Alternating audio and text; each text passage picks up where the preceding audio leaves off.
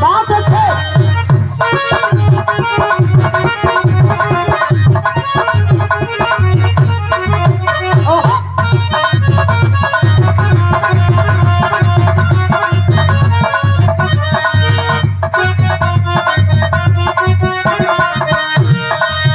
बड़ा बढ़िया वर्ष गीत सुने के मिलल ह।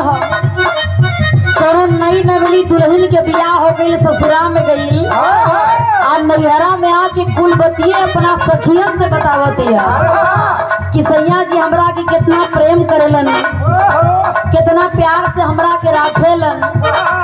आ कबो माला शरीर उरी दर्दो करे तो कबो हथो गोड़ दबा देलन।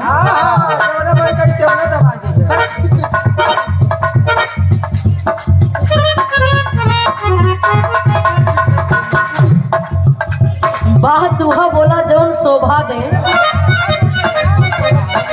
वो गीतिये सुन के आप तो इतना ही पगला गल हुन। हमार सैया जितना हमरा के प्यार करेलन, इतना ज्यादा मानेलन कि उनकरा के पौते हमार जिंदगी धन्य हो गई। हमके लगा था कि भाई प्रमोद जी जैसे उनके दुल्हा भी मिलल हुई है।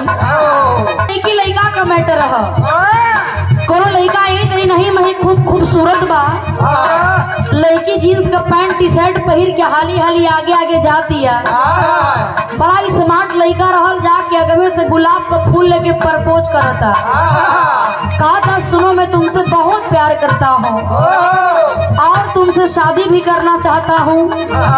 लड़किया कहती है कि तुम्हार दिमाग उमाग खिसकल तो ना हो, कई दिन से देखा था नहीं बाबू तू हमरा पीछे ढेर पड़ल बड़ा। अरे कोनो खास बात बता हमरा में। लड़का कहा था कि तू तो हमारे एकदम जान हो, तोहरा बिना कैसे जी। लेकिन लड़की समझावे का कह दिया,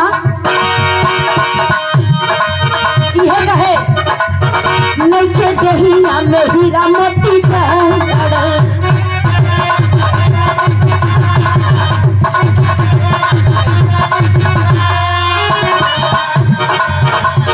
लफुआ सब पीछे बड़े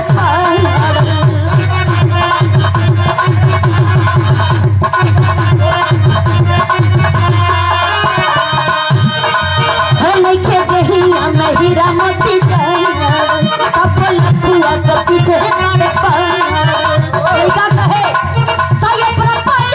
हमारा के आवे देखू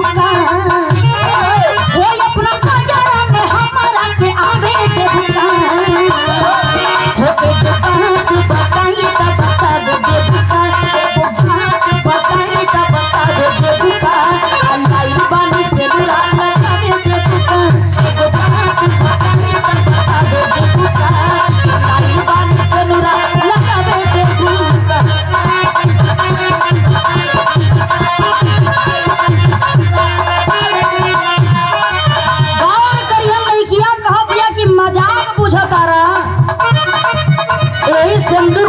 इतना ज्यादा हो।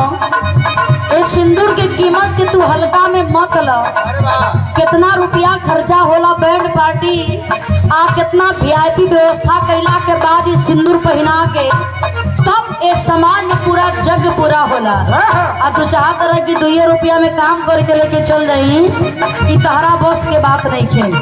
बतावे का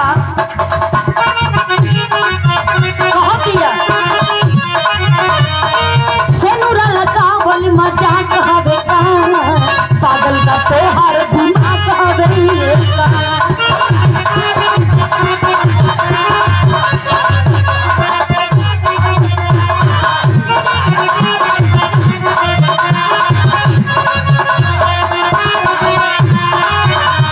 लड़का कहे दिल जहाँ लागे दिमाग न लगे, पूछ लिए से खराब नहीं लगे।